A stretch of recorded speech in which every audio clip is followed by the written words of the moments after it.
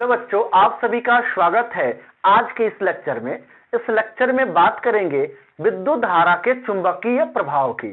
साथ ही हम सीधे धारावाही चालक द्वारा उत्पन्न चुंबकीय क्षेत्र की तथा मैक्सवेल के दक्षिणावर्ती पेंच का नियम तथा दाहिने हाथ के अंगूठे के नियम के बारे में भी हम पढ़ने वाले हैं। अभी बात करते हैं विद्युत धारा के चुंबकीय प्रभाव की। तो देखिए, विद्युत धारा के चुंबकीय प्रभाव की खोज सबसे पहले ऑर्स्टेड ने किया था।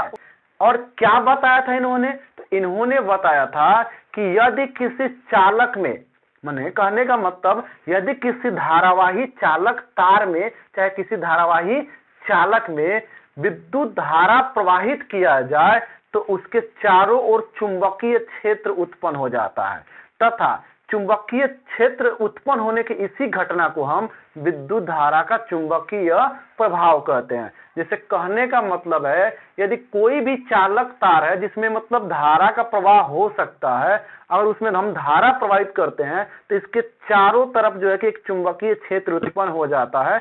ऑर्स्टेड का कहना है।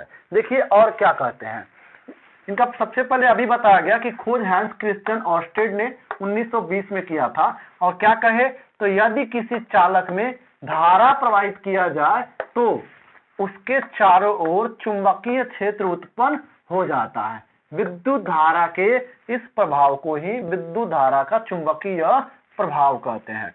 अब देखिए, जैसे मोटर, जनरेटर, रेडियो, विद्युत धारा पर आधारित जितने भी उपकरण है, ये विद्युत धारा के चुंबकीय प्रभाव पर ही ये सारे के सारे आधारित है।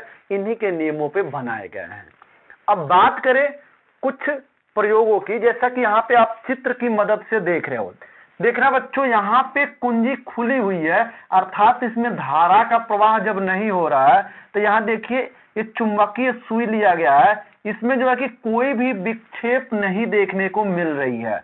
लेकिन जैसे ही यहाँ कुंजी बना देंगे, यहाँ पर जैसे ही बैटरी के साथ यहाँ एक बैटरी जोड़ा गया है, बैटरी को जब हम जोड़ते हैं, कुंजी को दबाते हैं, और जब धारा प्रवाहित होने लगती है तो इसके चारों ओर चुंबकीय क्षेत्र उत्पन्न हुआ है या उत्पन्न नहीं हुआ है, उसके लिए देखिए यहाँ पे एक यंत्र लगाया गया है जो धारा माप, यहाँ पे देखिए बता रहा है कि ये जो है कि इसमें चुंबकीय क्षेत्र उत्पन्न हो गया। यहाँ पे देखिए, जब धारा नहीं बह रही थी तो इसका N और S ध्रुव स्थिर था, लेकिन यहाँ पे एक विक्षेप आया है। लेकिन ये देखिए तीसरे में क्या कह रहा है, तीसरा में हमने क्या किया है, धारा को बदल दिया है। यानी जैसे ही हमने धारा को बदला है ना, इसके विक्षेप भी बदल गए हैं, यानी N और S ध्रुव भी बदल गए हैं। इसका मतलब धारा के मान को बदल के हम चुंबकीय क्षेत्र की दिशा को भी बदल सकते हैं। तो ये रहा बाबू हम लोगों का विद्युत धारा का चुंबकीय प्रभाव। यही बच्चों चैप्टर भी है, आईसी से सबसे ज्यादा प्रश्न भी आता है, तो आपको ये हमेशा याद रखना है। यहाँ पे आप लोग कीजिए इसका स्क्रीनशॉट, तब हम बात करते हैं आगे के लेक्चर की। तो बच्चों, हम लोग अब बात करते हैं सीधे धारावाही चालक द्वारा उत्पन्न चुंबकीय क्षेत्र। देखिए, इसमें है सीधा धारावाही चालक तार द्वारा उत्पन्न चुंबकीय क्षेत्र की बात करते हैं। मैंने इसके कहने का अर्थ है कि जब किसी सीधे धारावाही चालक तार में जब हम विद्युत धारा का प्रवाह करते हैं तो इसका चुंबकीय क्षेत्र कैसा होता है। तो हम आपको बता दें, जब किसी सीधे चालक तार में जब हम विद्युत धारा का प्रवाह करते हैं तो इसके चारों तरफ एक संकेंद्रीय वृत्त के जैसा, माने इनकी चुंबकीय बल रेखाएं जो होती हैं संकेंद्रीय वृत्त के जैसा प्राप्त होती है। जैसा कि इस चित्र में आप देख रहे हो, ये संकेंद्रीय वृत्त के जैसा प्राप्त होती है। देखिए, संकेंद्रीय वृत्त का मतलब होता है ऐसा वृत्त, दो या दो से अधिक ऐसे वृत्त जिनका केंद्र एक ही है, और इन संकेंद्रीय वृत्तों का जो केंद्र होता है वो चालक तार होता है। क्या होता है? चालक तार होता है। तो देखिए, यही है हम लोगों का विद्युत धारा के कारण उत्पन्न चुंबकीय सीधे धारावाही चालक द्वारा उत्पन्न चुंबकीय क्षेत्र। तो देखिए, इसके लिए हमें क्या करना है, जो है कि ऑर्स्टेड के प्रयोगों के आधार पर इसमें क्या किया गया, सबसे पहले हमको एक कार्ड बोर्ड लेना है। क्या करना है बाबू? तो सबसे पहले हम एक कार्डबोर्ड लेंगे, उसके ऊपर एक व्हाइट कागज चिपका देंगे ताकि चुंबकीय बल रेखाओं को हम जो है कि ड्रा कर पाए। उसके बाद से देखिए इस तरीके से हमको क्या करना है, एक कार्डबोर्ड लेना है जिसे इस चित्र में सी से रिप्रेजेंट किया गया है।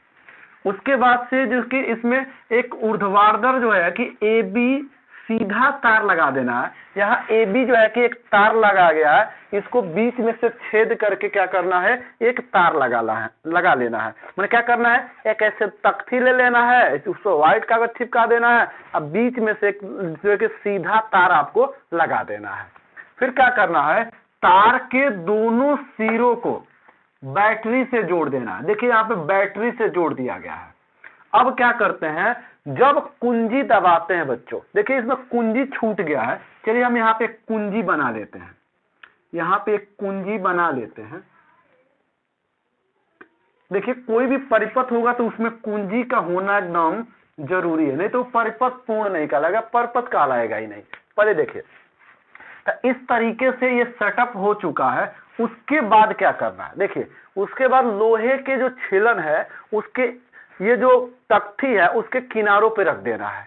मान लीजिए इस तख्ती के किनारे पे लोहे के छीलन को रख दिया गया। अब क्या करते हैं, जब कुंजी को दबाते हैं तो इसमें क्या होती है कि विद्युत धारा प्रवाहित होने लगती है।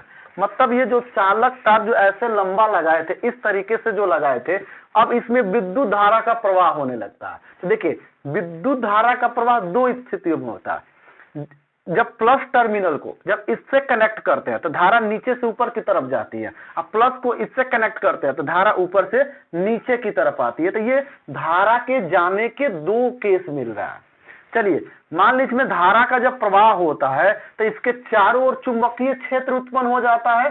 तो जब चारों ओर चुंबकीय क्षेत्र उत्पन्न हो जाएगा तो आपको पता है कि चुंबकीय क्षेत्र में जब लोहे की बुरादा को हम रखेंगे तो वो जो है कि उसके चारों तरफ जो है कि क्या मिलेगा बाबू, तो चारों तरफ मिलेगा चुंबकीय बल रेखाएं। तो देखिए जब विद्युत धारा का प्रवाह करके जब इस तख्ती को हल्का हल्का थपथपाते हैं तो इसके चारों संकेंद्रीय वृत्त के जैसे चुंबकीय बल रेखाएं देखने को मिलती है। यानी जब हम किसी सीधे धारावाही चालक तार में जब विद्युत धारा का प्रवाह करते हैं तो उसके चारों ओर चुंबकीय बल रेखाएं संकेंद्रीय प्राप्त होते हैं और इनका केंद्र स्वयं जो है कि चालक तार होता है।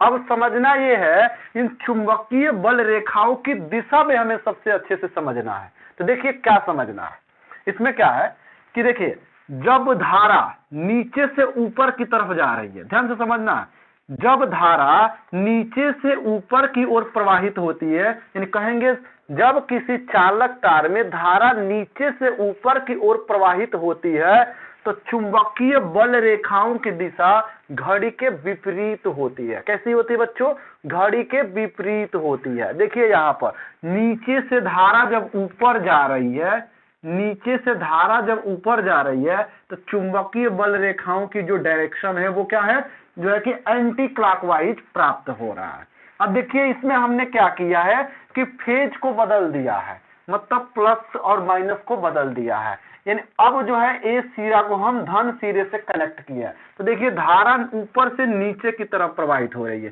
तो इससे भी एक निष्कर्ष निकल रहा है। कौन सा निष्कर्ष निकल रहा है कि जब किसी सीधे धारावाही चालक में धारा ऊपर से नीचे की तरफ प्रवाहित होती है तो चुंबकीय बल रेखाओं की दिशा क्लॉकवाइज होती है, अर्थात घड़ी की दिशा में होती है। कैसी होती है, घड़ी की दिशा में होती है। ऊपर से नीचे जाएगा तो जो है कि चुंबकीय बल रेखाओं की दिशा घड़ी की दिशा में होगी, और जब नीचे से ऊपर जाएगा धारा तो जो है कि घड़ी के विपरीत दिशा में चुंबकीय बल रेखाओं की दिशा होगी। तो ये आपको समझना है। इसी नियम को यानी चुंबकीय बल रेखाओं की दिशा को बताने के लिए हमें दो नियम पढ़ना है। पहला है मैक्सवेल के दक्षिणावर्ती पेच का नियम और दूसरा है दाहिने हाथ के अंगूठे का नियम। तो आप देखिए दाहिने हाथ के अंगूठे से कैसे इसको बता पाएंगे। तो इसके लिए सबसे पहले आपको जानना होगा दाहिने हाथ का अंगूठे का नियम क्या होता है। तो हम आपको बताते हैं दाहिने हाथ के अंगूठे का नियम क्या होता है। इसके जस्ट खत्म होने के बाद हम दाहिने हाथ के अंगूठे का नियम भी आपको लिखवा देंगे। देखिए दाहिने हाथ के अंगूठे का नियम कहता है कि यदि धारा प्रवाहित होने वाले चालक तार को दाएं हाथ से इस प्रकार पकड़े कि इनकी अंगुलियां तार से लिपटी हो, इनकी अंगुलियां क्या हो, तार से लिपटी हो, और अंगूठा चालक में प्रवाहित धारा की दिशा को प्रदर्शित करे, तो लिपटी हुई अंगुलियों की दिशा चुंबकीय बल रेखाओं की दिशा कहलाती है। जैसे देखिए होगी, यहाँ पे क्या करना है, देखिए धारा ऊपर की तरफ प्रवाहित हो रही है जैसा कि आपको दिखाई दे रहा है। तो यहाँ देखिए धारा ऊपर की तरफ प्रवाहित हो रहा है, तो मान लीजिए ऐसे देखिएगा धारा ऐसे ऊपर की तरफ, ये अंगूठा जो है कि धारा की दिशा को रिप्रेजेंट कर रहा है, तो ये लिपटी हुई अंगुलियां जो है वो किसको रिप्रेजेंट करेंगी, तो वो चुंबकीय बल रेखाओं की दिशा को। जैसे मान लीजिए यही मार्कर को हम मान रहे हैं थोड़ी देर के लिए कि चालक तार है, ठीक है, तो मान लीजिए इसको हम ऐसे लपेट रहे हैं, यहाँ पे ध्यान समझना है। अगर ये अंगुलियां जो है कि अगर इस चालक तार से लिपटी हुई है पूरी की पूरी, तो अगर धारा की दिशा मतलब ऊपर की ओर प्रवाहित हो रहा है, तो देखिएगा एंटी क्लॉकवाइज ही तो ये हाथ घूम रहा है। इसका मतलब देखिए ये धारा जब ऊपर जा रही है तो एंटी क्लॉकवाइज ये घूम रहा है।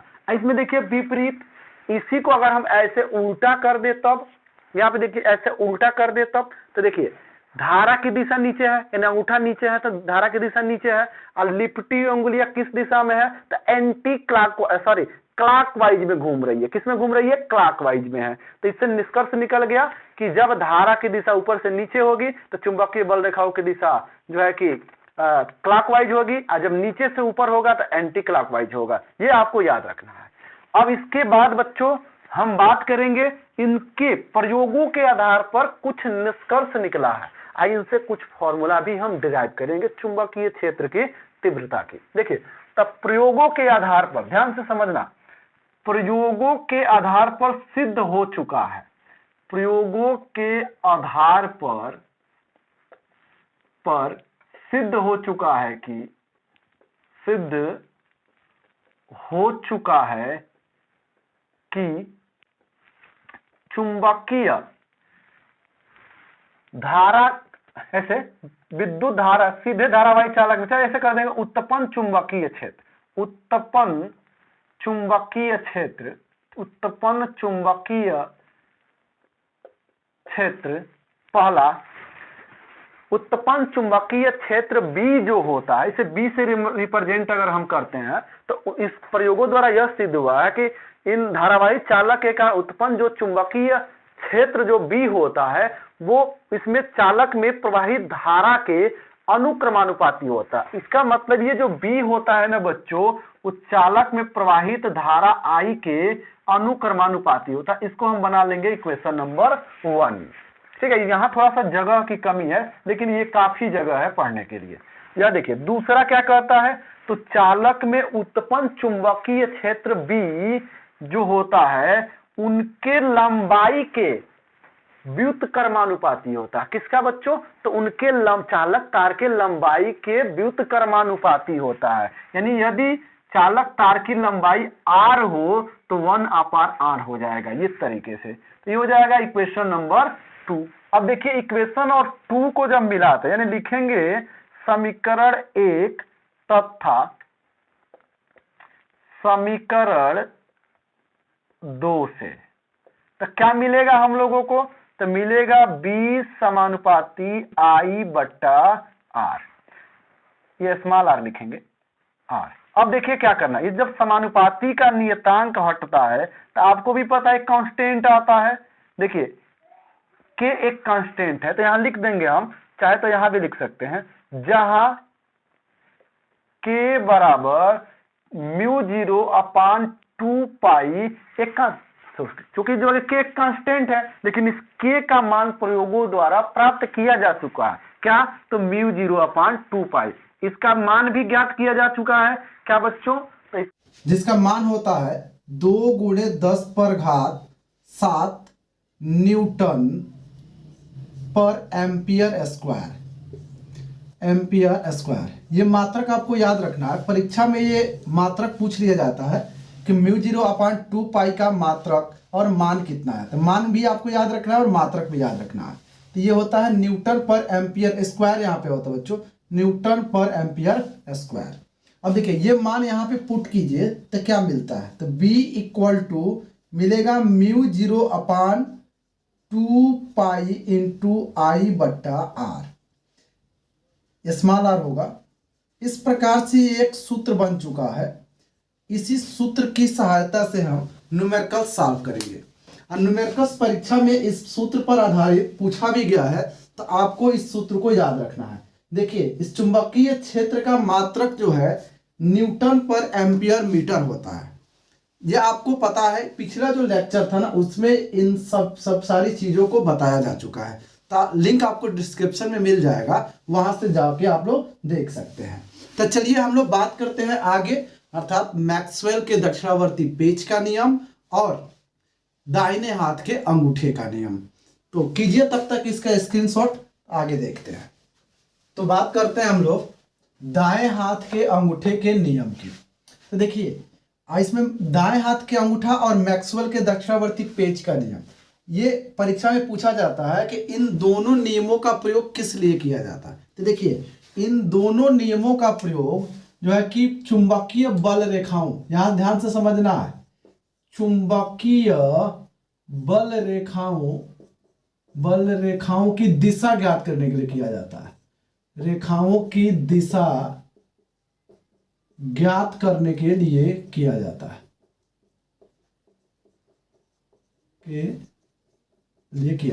ध्यान समझना है।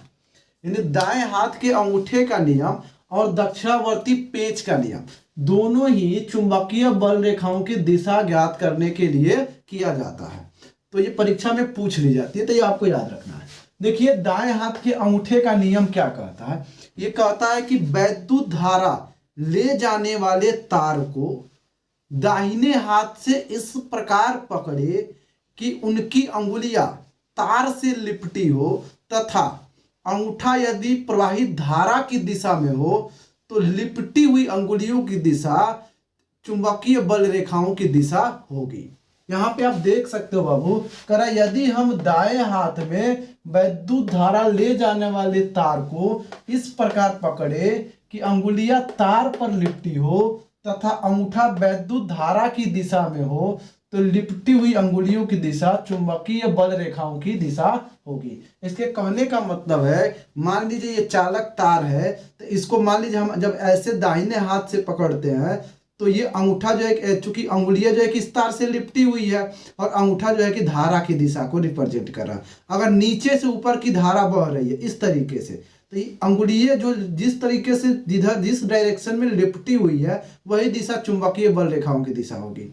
अगर मान लीजिए इस चालक तार को हम ऐसे उल्टा पकड़ते हैं इस तरीके से, तो इसका डायरेक्शन नीचे हो जाएगा। और उंगलियां चूंकि ये घड़ी के दिशा में जो है कि लिपटी हुई है, तो इसकी दिशा घड़ी की दिशा में हो जाएगी। तो ये आपको याद रखना है।